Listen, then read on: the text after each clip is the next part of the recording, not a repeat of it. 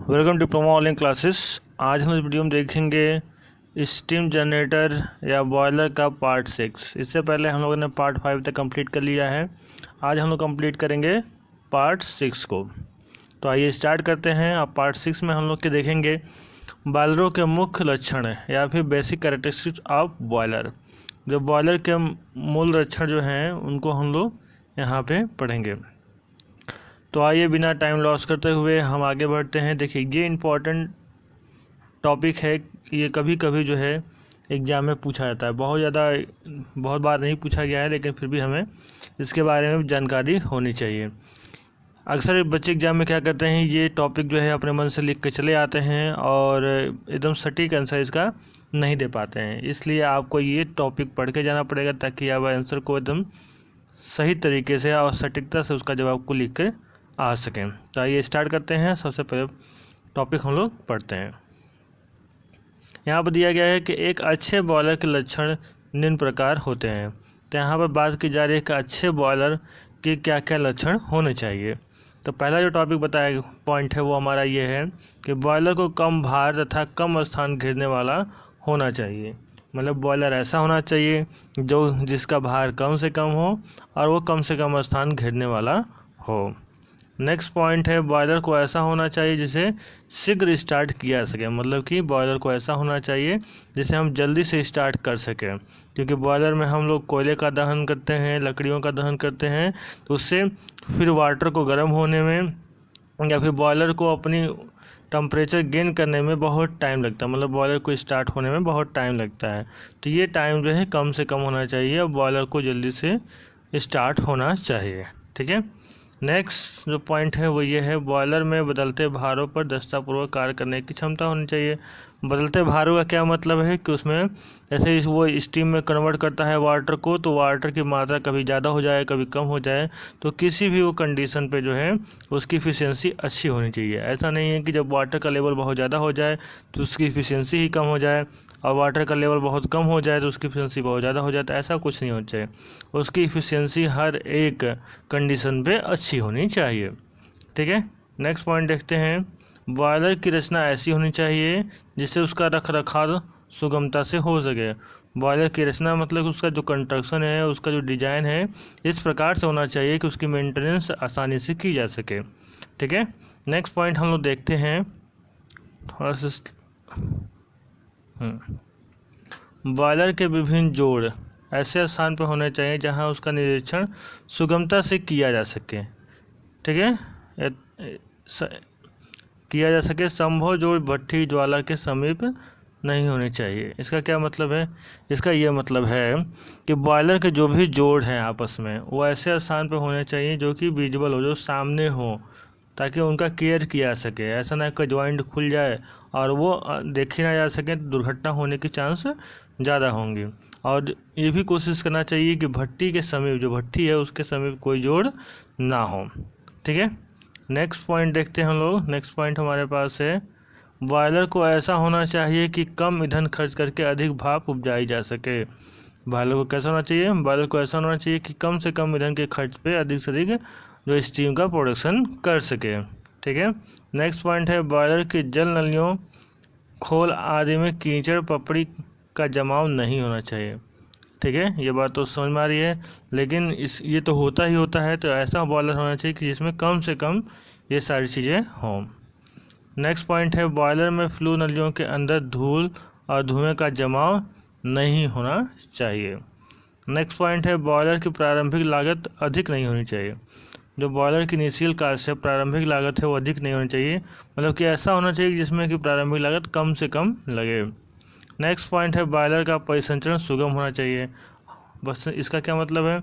इसका यह मतलब है कि बॉयलर को चलाना आसान होना चाहिए, उसका ऑपरेशन मतलब कि उसको ऑपरेट करना आसान होना चाहिए। इस तरीके का बॉयलर होना चाहिए। ठीक है। देखिए आगे हम लोग देखते हैं आगे क्या है।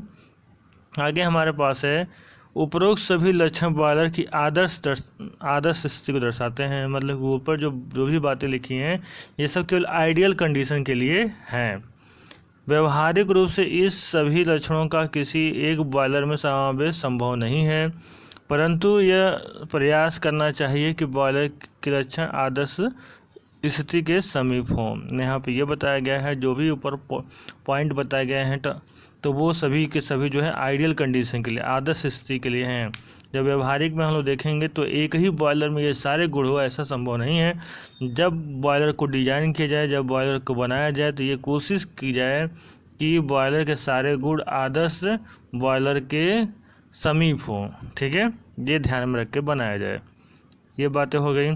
अगला हम हेडिंग देखते हैं। नेक्स्ट हेडिंग जो हमारे पास है वो ये है, बॉयलर चयन के प्रमुख तत्व। मतलब जब हम किसी बॉयलर को सिलेक्ट करें अपने काम के लिए तो क्या क्या ध्यान में रखना चाहिए, बॉयलर का चयन किस प्रकार से करना चाहिए, इसके बारे में कुछ पॉइंट हम लोग यहाँ पे देखेंगे।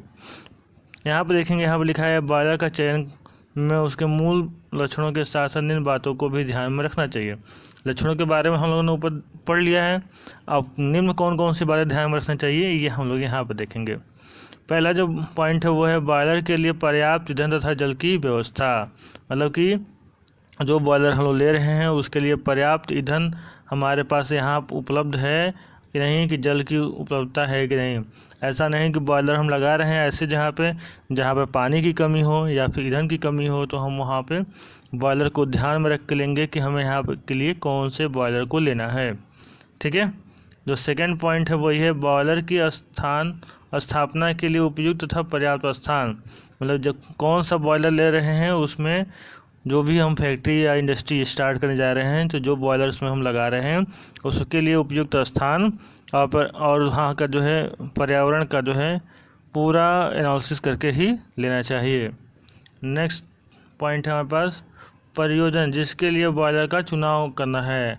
जिसके लिए बॉयलर का चुनाव करना है उसको भी हम लोग को देखना है कि वहाँ के अनुसार कौन सा बॉयलर सही है।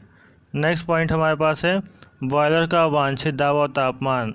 अब बॉयलर अपने उसके टेम्परेचर और प्रेशर के अकॉर्डिंग चूज करना है कि हमें कितने प्रेशर और कितने टेम्परेचर के बॉयलर की आवश्यकता है। अगला पॉइंट है हमारा भाप उपजाने की क्षमता।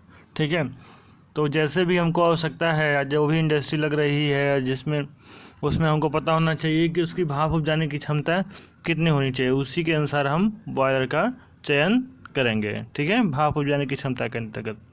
नेक्स्ट पॉइंट देखते हैं हम लोग, बॉयलर के परिसंचरण में संभावित भार गुणांक, मतलब कि लोड फैक्टर। तो लोड फैक्टर का भी हमें पता होना चाहिए बॉयलर का चुनाव करते समय। ठीक है। नेक्स्ट पॉइंट हम लोग देखते हैं कि बॉयलर के भीतरी भागों की सफाई तथा निरीक्षण के लिए प्रबंध।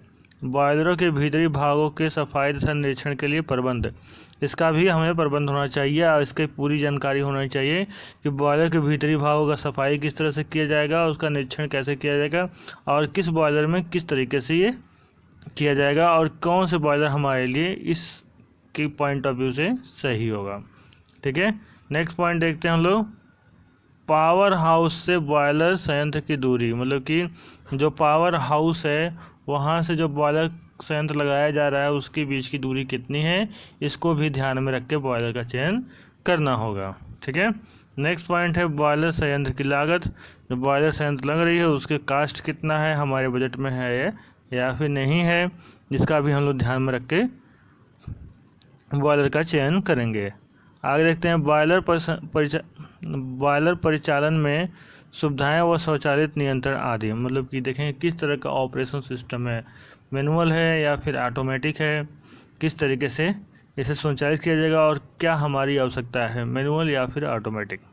ठीक है, तो इन सभी बिंदुओं को ध्यान में रख करके हम किसी बॉयलर का सिलेक्शन करते हैं, चुनाव करते हैं। ठीक है, अब आगे बढ़ते हैं। आगे हमारे पास है, देखिए ये जो पॉइंट पढ़ा गया है ये क्वेश्चन पूछा जा सकता है कि बॉयलर चयन के प्रमुख तत्व या प्रमुख बातें कौन कौन सी हैं। तो ये सारी बातें आपको एग्जाम में लिखना होगा। ठीक है। नेक्स्ट पॉइंट देखते हैं विभिन्न प्रकार के बॉयलरों के बारे में हमने पहले की वीडियो में भी कंप्लीट कवर किया है। यहाँ पर देखते हैं कौन कौन से बॉयलर हैं जिन्हें हम लोग सिंपली हम लोग को पढ़ना है। ठीक है, देखेंगे बॉयलरों का वर्गीकरण हम मुख्य रूप से अग्नि, मतलब कि जो फायर ट्यूब बॉयलर है और वाटर ट्यूब बॉयलर है, इसके आधार पर हम लोग करते हैं। यहाँ पर देखेंगे तो सबसे पहले दिया गया है फायर ट्यूब बॉयलर। कौन कौन से फायर ट्यूब बॉयलर इनका नाम दिया गया है। सबसे पहला नाम जो है वो है सिंपल वर्टिकल बॉयलर, दूसरा है कॉकरन बॉयलर, तीसरा है लोकोमोटिव बॉयलर और चौथा है लकासायर बॉयलर। तो ये सारे बॉयलर कौन से बॉयलर हैं? ये चारों जो बॉयलर हैं ये हमारे फायर ट्यूब बॉयलर हैं। ठीक है, तो यहाँ पर देखें, इस बात को हमको याद रखना है कि ये हमारे फायर ट्यूब बॉयलर हैं। ठीक है, नीचे जो बॉयलर दिए गए हैं, नीचे आप देखेंगे तो यहाँ पे 2 बॉयलर के नाम दिए गए हैं। ये है बेबकॉक्स एंड विलकॉक्स बॉयलर और दूसरा जो है स्टर्लिंग बॉयलर। ये हमारे वाटर ट्यूब बॉयलर हैं। ठीक है, फायर ट्यूब बॉयलर क्या होते हैं, वाटर ट्यूब बॉयलर क्या होते हैं, इसके बारे में हमने पिछले वीडियो में ही बता दिया है। अगर आपने नहीं देखा है तो आप प्लेलिस्ट में जा कर के सारे वीडियो को वहाँ से जाकर देख सकते हैं। तो आइए हम बताते हैं अब हम लोग को आगे क्या पढ़ना है। आगे देखिए क्या करना है। इसके आगे की जो वीडियो बनेगी उसमें हम लोग क्या करेंगे, इसमें सिंपल वर्टिकल बॉयलर के बारे में डिटेल से पढ़ेंगे। सिंपल वर्टिकल के बारे में, सिंपल वर्टिकल जो बॉयलर है उसके बारे में काफ़ी डिटेल से पढ़ेंगे और उसके फिगर को भी देखेंगे और उसके हर एक पार्ट का एनालिसिस भी करेंगे। इसी प्रकार से कॉकरन बॉयलर का भी, लोकोमोटिव बॉयलर का भी और लकासायर बॉयलर का भी, इन चारों बॉयलर को कंप्लीट करने के बाद हम बेबकॉक्स एंड विलकॉक्स बॉयलर को भी कंप्लीट करेंगे, स्टर्लिंग बॉयलर को भी कंप्लीट करेंगे। ठीक है, ये जो 6 बॉयलर के नाम हमारे सामने हैं, इन 6 बॉयलर से एग्ज़ाम में अक्सर करके कोई ना कोई बॉयलर पूछ लिया जाता है, काफ़ी इम्पोर्टेंट है। इसके बाद भी कुछ हम और बॉयलर के बारे में पढ़ेंगे। तो फ़िलहाल हम लोग इस 6 बॉयलर के बारे में पढ़ लेंगे और इसमें से एक ना एक बॉयलर जो है अक्सर करके एग्जाम में पूछे जाते हैं, काफ़ी इंपॉर्टेंट है।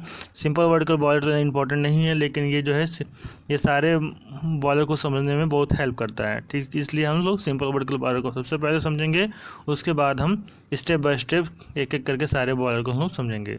ओके, तो आज के लिए बस इतना ही, मिलते हैं नेक्स्ट वीडियो में। Thank you.